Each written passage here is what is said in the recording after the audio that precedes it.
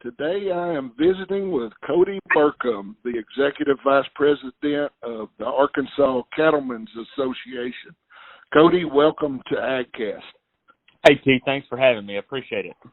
We're very appreciative of you taking time out of your busy schedule to visit with us.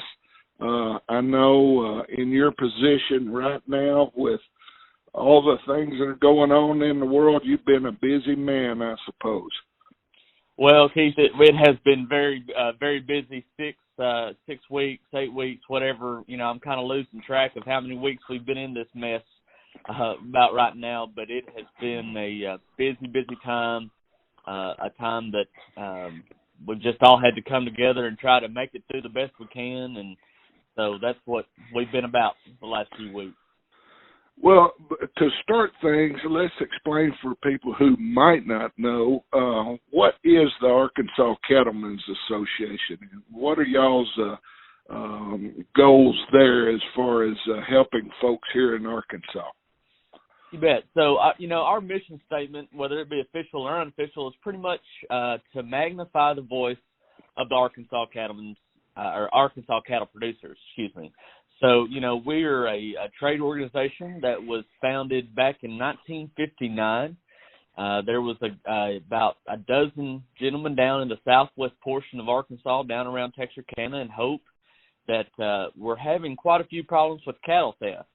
And so they decided to band together and start the Arkansas Cattlemen Organization and to deal with cattle theft and the implications from that, but then also to advocate and for cattle producers in Arkansas, come to the Capitol in Little Rock and talk about the issues with the legislatures and things like that. So we're going on, I guess, somewhere around 63 years or so now, and wow. So, we're proud to be the voice for Arkansas cattle producers. Well, with all that's going on in the world with COVID-19 and people having to stay sequestered at home and not being able to work, a lot of people don't realize our cattle producers, they're out there every day regardless. They don't have time to be able to stay at home. They're working regardless.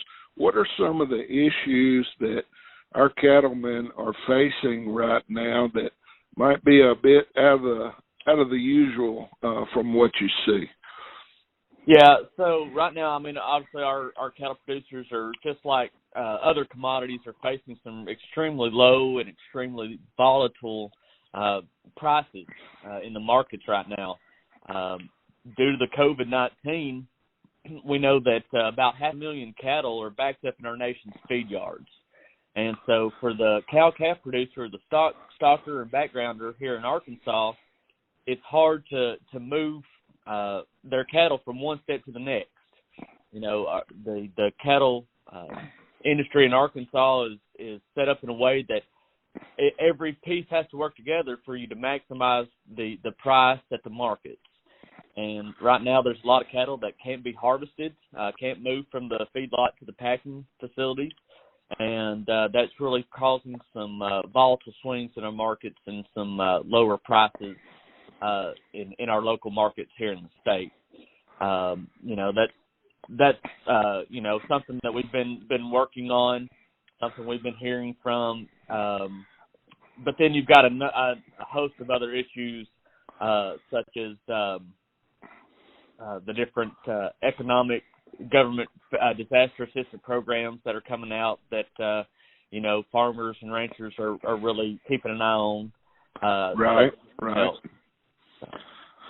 Are some of our farmers, are you hearing from them in regards to some of those loans that are available and things like that? Are they taking advantage of that?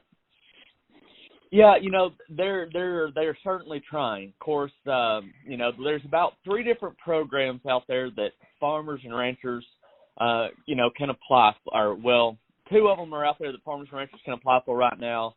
One still has yet to be rolled out, but the ranchers can apply for the Paycheck Protection Program if they have, I believe it's 2 or more employees, and those employees are are not they're not 1099, but they're W-2 employees. So if you pay, their tax and stuff for them, and they're your W-2 employees, you qualify for the PPP program. Now, if they're contract labor and they have to pay their own tax and things like that, you do not qualify for the PPP program. The next one is the EIDL, Economic Injury Disaster Loan for the Small Business Administration. Cattle producers need to get with the Small Business Administration to see, what the caveats are for qualifying for that, if they are able to receive some money from that program. The next one is, of course, there's really not a name for it, I guess, right now, but it'll be disaster assistance, economic loss disaster assistance for cattle producers that was passed in the CARES Act here that went through Congress a number of weeks ago. And the USDA has been working at breakneck speed for the government, has been working very hard to make sure that program gets rolled out. We're hoping to see some proposed rules on that coming up here the 1st of May, and hopefully where cattle producers in Arkansas will be able to go out and start applying for that program. Hopefully the first part of June is what we're hearing and what has been kind of told to us. So the general person out there who's not involved in the cattle industry is when they hear this, they're probably thinking, well, they don't have any problems. They got all kinds of assistance coming to them. But that's really not the end of it, is it? I mean, there is assistance available, but they're still facing tough times on our cattle ranches. That's right. Absolutely, Keith. I mean, government assistance never makes up for a good market. No matter if you're a livestock producer or a row crop farmer, government money is never the same as selling a good, hard-working crop and, or products. And so this is not going to make our cattle producers whole by any means. This assistance, it just will, it will help, and we're appreciative for it, but it's not the full benefit that they would see from just a thriving market. Right. So. Well, Cody, this may be a little bit unfair, but how about could you take a look in your crystal ball and tell us what do you see happening over the next 3 to 6 months? How do you anticipate some of this might change? Is there going to be some relief in those stockyards and the cattle start moving, or are they going to just have to stay on the farms? What do you anticipate might happen? And we won't hold you to it, but we would like to hear what you think. Well, I appreciate not holding me to it, because I think if anybody knew exactly what would happen, they would probably could be a very rich person right now. But like I said, we've got about 500,000 cattle backing up in these feed yards, and Keith, I really think it all depends on how quickly the nation gets back to opening up. And, okay. I'm not advocating for whether we should open up now or later. On that, I'll let the health experts and the president make that decision. But, right about half of all beef product goes to our restaurants. Right. So it's sold through restaurants. And so whenever that much of your market is depending on restaurants, the quicker that we can get these restaurants open back up into full capacity, the better it's going to be to start moving product and start relieving that backlog that we're seeing between the feedlots and the packers. Another thing, obviously, with we've seen these packing facilities have to slow and kind of pause to try to make sure that their workers are staying healthy during the COVID stuff. We know that a number of plants have been very heavily affected by the COVID stuff. If we can get those workers healthy and keep them safe, and these packing plants can ramp up production, that's obviously going to help. This week so far, the 3-day slaughter total for cattle is 221,000. That's 35,000 under last week's low number of 140,000. So we're worried certainly there. Yeah. what's going to happen in the next 3 to 6 months, it's just hard to tell. But the sooner we can get these restaurants open, the sooner that we can make sure that our frontline packing workers are healthy and safe, the quicker we'll be able to relieve that backlog. But until we see that more normalized slaughter and things like that, market reports are going to be pretty unreliable and in some cases just meaningless because there's just so many factors out there.